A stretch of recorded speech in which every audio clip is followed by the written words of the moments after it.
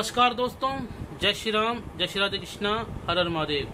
मैं ज्योतिषाचार्य अनुज जैमिनी आप सभी का हार्दिक स्वागत करता हूं। सनातन धर्म रहस्य यूट्यूब चैनल पर आप सभी का स्वागत है। मित्रों, आज हम बात करेंगे भगवान कल्कि के बारे में। ज्यादा डिटेल में ना जाते हुए आपको संक्षेप में बताऊंगा। भगवान विष्णु के अंतिम अवतार कलयुग में जो माने गए हैं, कल्कि भगवान के रूप में अवतरित होंगे। भगवान विष्णु घोड़े पर सवार होंगे, तलवार उनके हाथ में होगी, ऐसा उनका स्वरूप बताया गया है। और वैसे तो भगवान विष्णु के 24 अवतार हैं और 24 अवतारों में जो मुख्य अवतार 10 हैं और 10वें नंबर पर अवतार जो है कल्कि है, जो अंतिम अवतार माना जाता है। परंतु ऐसा नहीं है कि दोबारा नहीं होगा, क्योंकि 4 युग हर बार रिपीट होते हैं। एक महायुग में 4 युग होते हैं और 71 महायुगों का एक मनवंतर होता है। ठीक है जी, तो ये रिपीट होता है। इसके बाद से कलयुग के बाद फिर से सतयुग आएगा, मनु महाराज होंगे। उसके बाद में फिर से त्रेता आएगा और द्वापर आएगा, कलयुग आएगा। ये सारी बातें रिपीट होंगी। अभी कुछ दिनों से मैं देख रहा हूं, कुछ लोग भ्रम के शिकार होकर के बोल रहे हैं कि भगवान कल्कि का अवतार हो चुका है और वो इस समय परशुराम भगवान के पास में शिक्षा ग्रहण करने के लिए गए हैं। 2024 में वो आएंगे और दुष्टों का सर्वनाश करेंगे। 2030 तक दुनिया खत्म। तो इसके लिए वो बात करते हैं मालिका ग्रंथ से। परंतु उनको जब उनसे पूछा जाए कि भविष्य पुराण में क्या लिखा है, भागवत पुराण में क्या लिखा है, विष्णु पुराण में क्या लिखा है, तो वो बगले जागते हैं। वो इनको अप्रमाणिक मानते हुए मालिका ग्रंथ को रखते हैं। तो आज हम इसमें बताएंगे कि मालिका ग्रंथ एक्चुअली है क्या। मालिका ग्रंथ उड़ीसा का एक माड़माल कथा है। माड़ यानी कि भक्तमाल कथा, जैसे गीता प्रेस गोरखपुर में छपी है भक्तमाल कथा, भक्तों का चरित्र है, उसी प्रकार से उड़िया ग्रंथ है। करीबन 700 वर्ष पूर्व ये ग्रंथ थे। इसके ग्रंथकार जो थे, कौन थे, क्या नाम था उनका, इसके बारे में किसी को भी ज्यादा जानकारी नहीं है। परंतु इसके जानकार से हमने पता किया, वो बताते हैं इसमें कल्कि भगवान का कहीं से भी जिक्र नहीं है। इसके ताड़पत्र जो है, मूल प्रतिलिपि उपलब्ध नहीं है, परंतु घर घर में मालिका ग्रंथ का पाठ होता है। तो इसमें ये कल्कि भगवान के बारे में कहीं वर्णन नहीं है, बल्कि संतों के बारे में वर्णन है। किस संवत में कब कौन सा भक्त उत्पन्न होगा। तो भक्त की तो मान सकते हैं कि एक भक्त उत्पन्न हो गए भगवान के, जो धर्म को नया मार्ग दिखाएंगे। अब आ जाते हैं कल्कि भगवान। तो भिन्न भिन्न कुतर्क हैं। बोलते हैं कि कल्कि भगवान का अवतार हो चुका है। और कुतर्क क्या है, कलयुग में 4,32,000 वर्ष होते हैं और 4,32,000 वर्ष समाहित हो गए मात्र 5,000 वर्षों में। कैसे? जब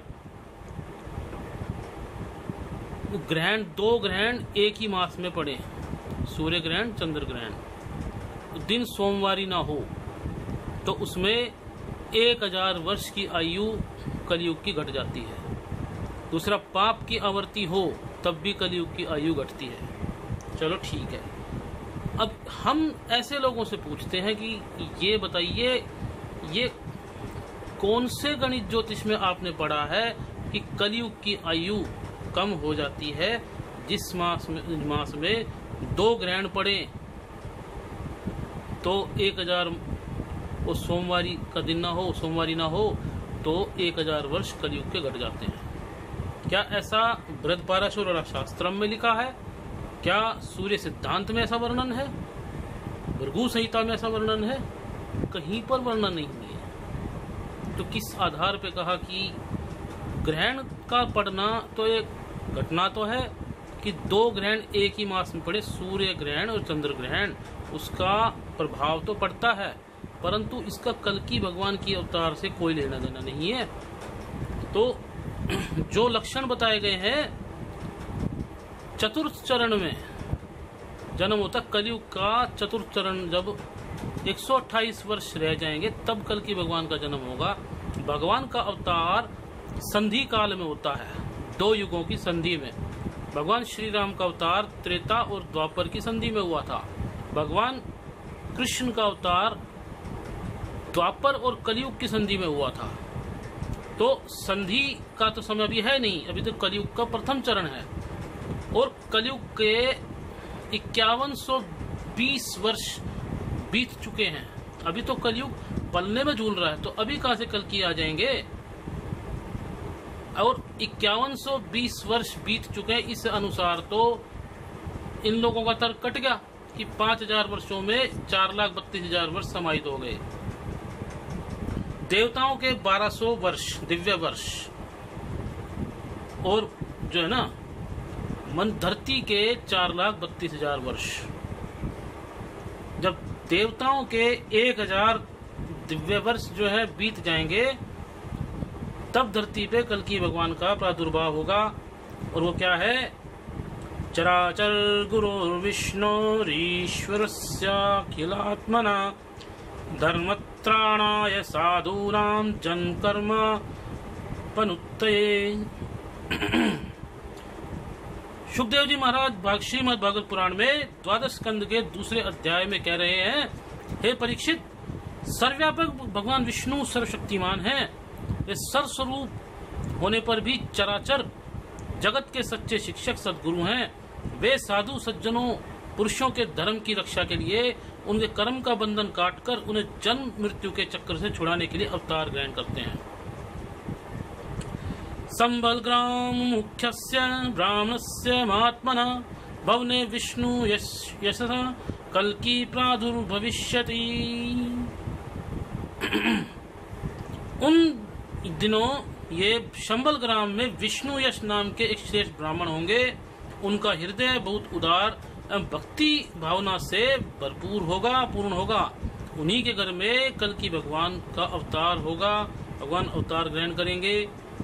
अश्वमाशु गम्यारूह्य देवदत्तम जगत्पति अस्तिना साधुदम नम अष्टैश्वरे गुण स्मृता।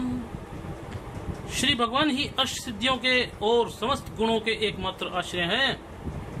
समस्त चराचर जगत के वे ही रक्षक और स्वामी हैं। देवदत्त नाम के शीघ्रगामी घोड़े पर सवार होकर दुष्टों को तलवार के घाट उतार कर ठीक करेंगे। और लक्षण कलयुग के क्या होंगे, तब चतुर्थ चरण आते आते मनुष्यों का कद घट जाएगा, 1 फुट से भी कम हो जाएगा। अभी तो औसत कद जो है अधिकतम 6 फुट है मनुष्यों की हाइट, और औसत जो है 5.5 फुट है, ठीक है। परंतु चतुर्थ चरण में मनुष्यों की परमायु 20 वर्ष होगी, कद उनका 1 फुट से भी कम होगा, गौएं बकरी के समान हो जाएंगी और दूध की संख्या उन दूध को कम देंगी, कम मात्रा में देंगी, संख्या नहीं क्षमा चाहूंगा। और पेड़ पौधे छोटे छोटे हो जाएंगे, धरती पर शाक सब्जी नहीं मिलेगी, चारों वर्णों के लोग शूद्रों के समान हो जाएंगे। वानप्रस्थी और सन्यासी आदि विरक्त आश्रम वाले भी घर गृहस्थी जुटाकर गृहस्थों का आचरण करेंगे। और वेद प्राय मार्ग नष्ट हो जाएगा, धर्म में पाखंड में वृद्धि हो जाएगी, कभी गर्मी ज्यादा पड़ेगी, कभी बाढ़ आ जाएगी, लोग भूख प्यास और नाना प्रकार की चिंताओं से दुखी रहेंगे, जनता जंगलों में भाग जाएगी और पूरी पृथ्वी पर एक भी मंदिर नहीं होगा। अभी तो धरती पर बहुत मंदिर हैं चकाचक, वृंदावन में बहुत मंदिर हैं, केदारनाथ में मंदिर है, और अभी अयोध्या में श्री राम प्रभु का मंदिर बनने जा रहा है। ये तो गोल्डन पीरियड है कलयुग का, अभी कहां से भगवान अवतार लेंगे। इस कलयुग के इस चरण में तो भगवान के प्रिय भक्त अवतरित होंगे, और उनको वो मोक्ष दे करके अपने गोलोक धाम में उनको ले जाएंगे।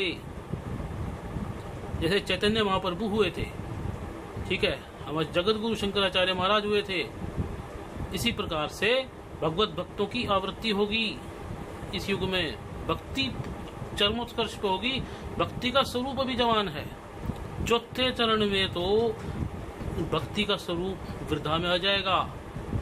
ज्ञान वैराग्य बिल्कुल लुप्त प्राय हो चुकेंगे और धर्म क्षीण प्राय होगा। ये लक्षण बताए कलियुग के। अभी एक भी घटित नहीं हो रहा है। मनुष्यों की 20 वर्ष की आयु होगी पूर्ण परमायु, और 7 वर्ष की कन्या गर्भ धारण कर लेगी। ऐसा कलियुग का एक लक्षण है। पिता पुत्री माता पुत्र का भेद खत्म हो जाएगा, ऐसा उसमें पुराणों में लिखा है, भागवत पुराण में भी है। तो मित्रों, कोई भी ये दावा करता है कि कल की भगवान का अवतार हो चुका है, झूठ बोलता है। ये लक्षण आप टैली करके देख लें, कहीं से भी ऐसा नहीं है कि अभी प्रादुर्भाव हुआ है।